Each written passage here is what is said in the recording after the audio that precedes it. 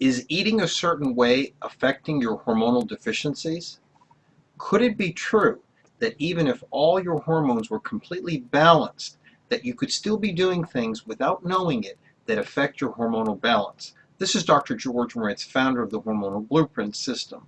Think about this. In the Stone Age, humans were eating over 50% protein by way of meat, lots of fat in their diet, a few berries, not many grains. It was only later that grains were introduced into our diet.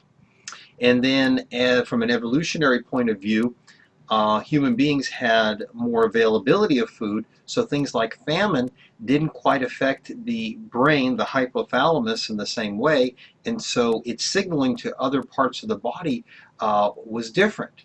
So since we have inherited these systems to affect the way that we metabolize, it is true in certain periods of famine or relatively less food, your body can do different things.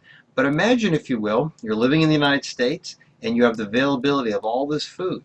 And let's say you think you're eating the right stuff, you're shopping in the right grocery store, you're trying to do the best you can to eat clean, which is a very common word that's used today, but nobody really explains it. But then you get your hormones balanced and you know which ones are deficient. Your anti-aging expert figures out exactly the perfect combination that will make you happy and healthy. But then you don't get quite the improvement that you would expect. And you start wondering to yourself, what else could it be?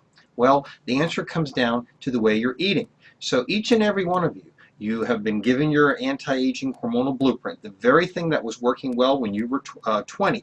Now, you are making those corrections, you've been given this formula, and you've noticed lots of improvement. But then you still see that there's certain parts of the day where your body gets stuck and things aren't working quite as well.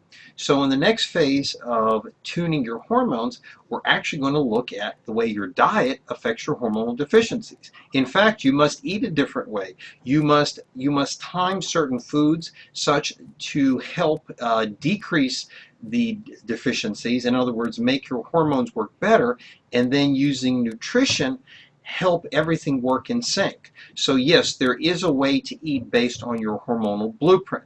And so when you're coming in to the office, you'll get the option of doing your food diary, and then based on everything that I've done for you, I will actually look even further and help you tune and use food to help you combat hormonal deficiencies so that you get all that energy and you feel and perform like you did years ago. This is Dr. George Moricz, founder of the Hormonal Blueprint. This is your Hormone Minute, and I'll see you next time.